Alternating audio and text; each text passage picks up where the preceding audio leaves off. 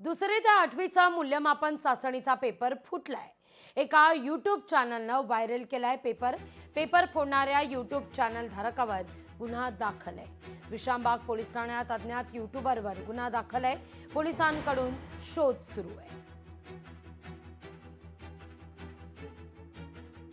राज्य शैक्षणिक संशोधन आणि प्रशिक्षण परिषदेकडून विश्रामबाग पोलीस ठाण्यामध्ये अज्ञात यूट्यूबर विरोधात गुन्हा दाखल करण्यात आलाय।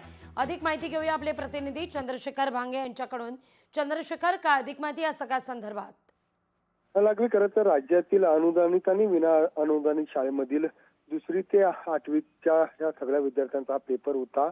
ही सगळी मूल्यमापन चाचणीसाठी घेण्यात येणारा पेपर, ज्या दिवशी हा पेपर विद्यार्थ्याकडे देण्यात आला त्याच दिवशी या युट्यूबरनं त्याचे प्रश्न आणि उत्तर त्याच्या युट्यूबवरती प्रसारित केले होते। खरं तर या सगळ्या प्रक्रियेमध्ये शासनाची त्यांनी फसवणूक करत हे सगळे पेपर व्हायरल करत हे पेपर फोडले होते आणि या सगळ्या पेपर फोडीमुळे या अज्ञात युट्यूब चालकावरती पुण्यातील विश्रामबाग पोलिसात गुन्हा दाखल केलेला आहे। आता सर्वप्रथम पोलीस जे आहेत हे युट्यूब चॅनल जे आहे ते आता बंद करणार आहेत, त्याच्यानंतर या युट्यूब चालकाचा शोध घेणार आहेत। अशा पद्धतीनं पुण्यात वेगवेगळ्या पेपर फोडीचे अनेक प्रकार जे आहेत आपण पाहिलेले आहेत, परंतु आता थेट दुसरी ते आठवी पर्यंतचे जे प्राथमिक शाळेतील जे विद्यार्थी आहेत त्यांचेच आता पेपर फोडण्याचे असे कृत्य जे आहेत आता समोर येताना दिसत आहेत। लागली अगदी चंद्रशेखर, धन्यवाद तुम्ही दिलेल्या एकूणच या सविस्तर माहिती करता।